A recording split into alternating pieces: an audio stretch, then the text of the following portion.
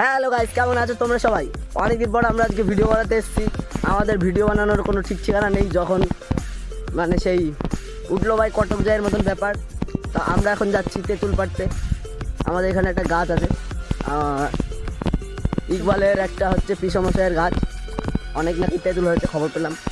তো সাথে সব বাঁশ ফাঁস নিয়ে এই ভয়ঙ্কর কলা বাগানের মধ্যে দিয়ে আমরা যাচ্ছি ভিডিও করতে আর তেঁতুল পাড়তে। তো আবার তেঁতুল গাছের উপরে গিয়ে দেখা হচ্ছে তোমাদের সাথে। তেঁতুল পাই কি না পাই তার কোনো ঠিক ঠিকানা নেই যেহেতু। তো তারা একটু ভিউ দেখে দিই। এগুলো হচ্ছে সর্ষে গাছ, যারা চেনো না, তোমরা তো শহরে থাকো, তোমরা তো জানো না, তোমাদের একটু দেখাই।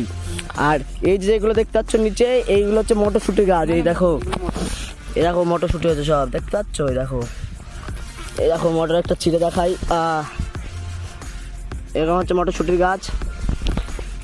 আর বাদ বাকি এরা যে সব চাইনিজ কলা গাছ, ভারতে থাকে না, আমরা ইম্পোর্ট করে এনে লাগিয়েছি আমাদের গ্রামে।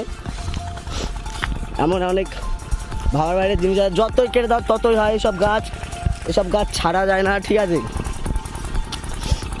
আর এটা হলো অত্যাধুনিক প্রযুক্তির একটা পাম্প, যার ফলে মাটির ভিতর থেকে চুষে আনা হয় জল।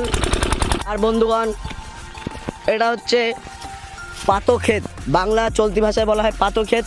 পাতো ক্ষেতের অর্থ হলো ধানের চারা যে ক্ষেতে তৈরি করা হয় বা যেভাবে তৈরি করা হয়। ইংরাজিতে অনেক সময় বলা হয় বেড তৈরি করেছে। তো এগুলোই হচ্ছে সেই ধানের বেড। তো এখান থেকেই ধানের চারাটা তৈরি হয় এবং তারপরেই এই যে দেখতে পাচ্ছ ডান পাশে এইভাবে রোপণ করা হয়। যারা ইংল্যান্ডে থাকো, দুবাই, থাইল্যান্ড, নিউ ইয়র্ক ইত্যাদি ইত্যাদি দেশে, তারা তো তোমরা দেখোনি কোনো দিনও, ঠিক আছে? আর আমরা বাংলা ভাষাটাও তোমরা বুঝবা না আমি জানি, তারপরেও বলি। ভাবার বাইরে এখন বাঙালিরা শুধু ইংরাজিতেই কথা বলে, হিন্দি বললেই গন্ডগোল বেঁধে যায়। তাই তোমরা যেহেতু বাঙালি না, বাংলায় থাকো না, দেখো না, তাই তোমাদের একটু দেখার সুযোগ করে দিলাম।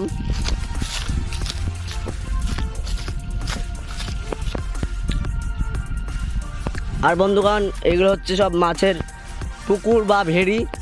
এগুলোতেই চাষ করা হয় প্রচুর পরিমাণে মাছ, যেগুলো রোজ সকালবেলা ধরে বাজারজাত করা হয়, তারপরে সেখান থেকে জিনিসপত্র যায়। খেজুর গাছও আছে, কিন্তু এবার খেজুর গাছে এখানে রস কাটেনি, অনেকগুলো খেজুর গাছ আছে, প্রতিবারই কাটে। মাঝখানে এই যে একটা বছর হয়তো কাটছে না। এই কাকা এখানে কুচে ধরছে। এই দেখো একটা বক উড়ে গেল। এই দেখো, এই যে হচ্ছে আমের আঠা, এরকমই অল্প বয়সে কিছু ছেলেদের আটা মাটা বেরিয়ে গিয়ে বিয়ে করে ফেলে। হ্যাঁ, তেমনই হচ্ছে ইকবালের একটা কাকাতো ভাইয়ের বিয়ে করে এসেছে ঠাকুমার বয়সী একজন মহিলাকে। ইকবাল, এই বিষয়ে কি বলতে চাস এই ব্যাপারে ভাই? যে তোর একটা কাকার ছেলে অল্প বয়সে, দিদার বয়সে একজনকে বিয়ে করে নিয়ে আসলো। আচ্ছা আচ্ছা,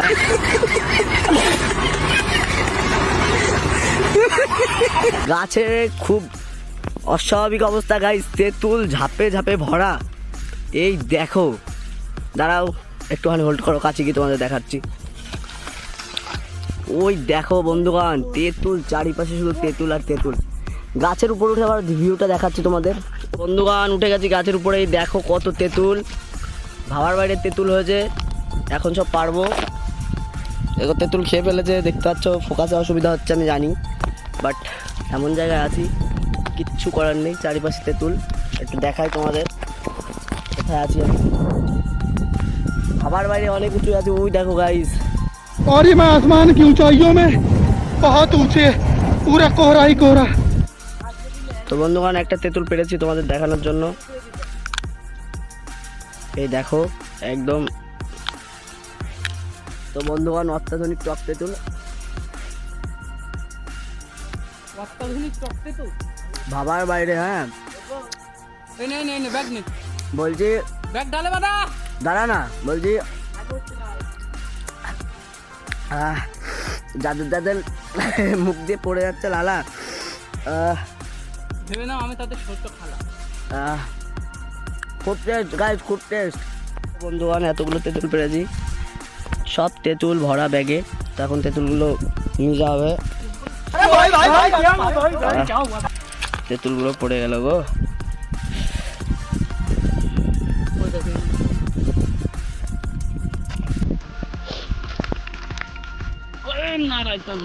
रुक तेरे को बताते। হ্যাঁ 10 কিলো হবে। गाइस